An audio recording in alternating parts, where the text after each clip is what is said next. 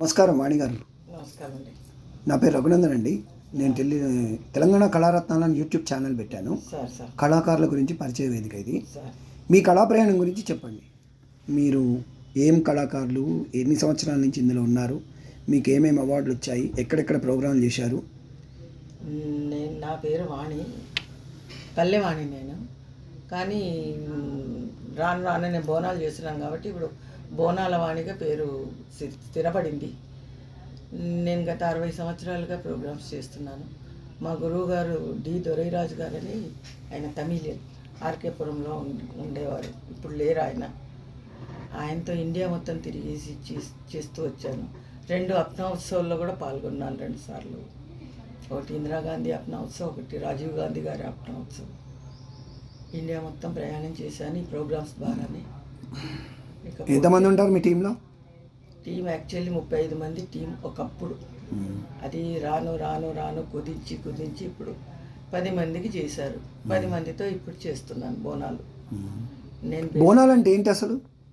బోనాలు అంటే ఆషాఢ మాసంలో అమ్మవారికి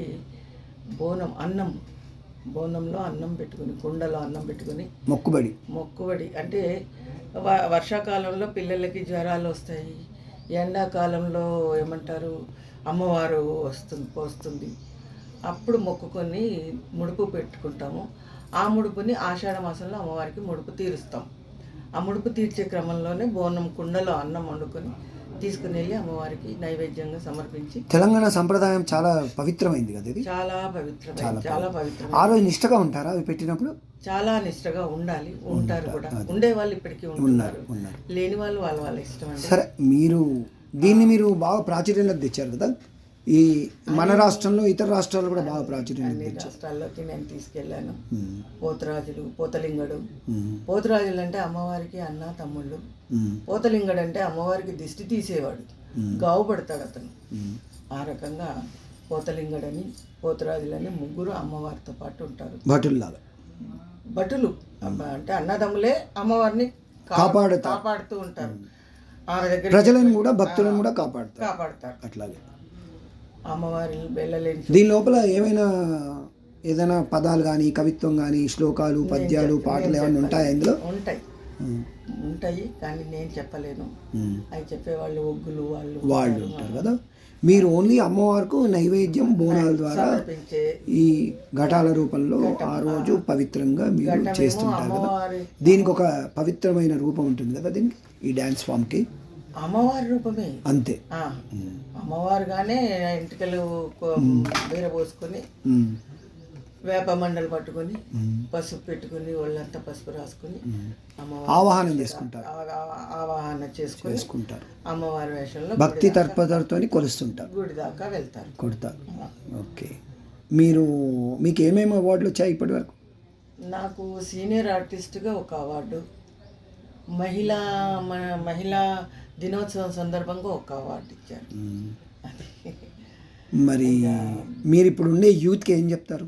ఈ కళారూపకంగా కానీ, కళాకారుల వాళ్ళ జీవన ప్రమాణాలు, ఈ బ్రతకాలి అంటే బోనాలు, ఇంకా అమ్మవారు ఉన్నంతసేపు బోనాలు ఉంటుంది.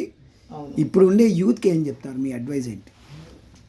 ఏదైనా వాళ్ళు ఇప్పుడు పిల్లలంటే చదువుకుంటున్నారు కాబట్టి ఏదైనా చదువుకుని జాబ్ చేసుకుంటూ ఇది సైడ్గా చేసుకుంటే కూడా మంచిదే, చేసుకోవాలి. అట్లా కాకుండా పూర్తిగా ఈ జాతర పండగల మీదనే ఆధారపడి బ్రతకడం అనేది ఇప్పుడు కుదరని వ్యవహారం. ఇప్పుడు కుదరదు. ఒకప్పుడు అంటే పంటలు పొలాలు ఉండేవి కాబట్టి అప్పుడు కుదిరినాయేమో కానీ ఇప్పుడు కుదరదు. ఇప్పుడు ఏదైనా జాబ్ చేసుకుంటూ సైడ్గా ఇది వచ్చినప్పుడు ఇది చేసుకోవడం మంచిది. కళాకారులుగా నిష్టగా ఎప్పుడైతే ఉంటారో, నిష్టగా ఎప్పుడైతే చేస్తారో వాళ్ళకి కళామ తల్లి ఎప్పుడూ మోసం చెయ్యదు. ఇది నా గట్టి నమ్మకం. అంతే, నేను నమ్మిన సిద్ధాంతం. మీరు మిమ్మల్ని కాంటాక్ట్ చేయాలంటే మీ ఫోన్ నెంబర్ చెప్పండి. ఫోన్ నెంబరు నేను చెప్పలేను కానీ ఇవ్వగలను నంబర్ కానీ ఒక్క నిమిషం చెప్పలేను సార్. మీ టెలిఫోన్ నెంబర్ చెప్పండి. నా ఫోన్ నెంబరు 7092521579. ఓకే అమ్మా, ధన్యవాదాలు. Thank you. మీరు నాకు టైం కేటాయించి ఇంటర్వ్యూ ఇచ్చినందుకు ధన్యవాదాలు.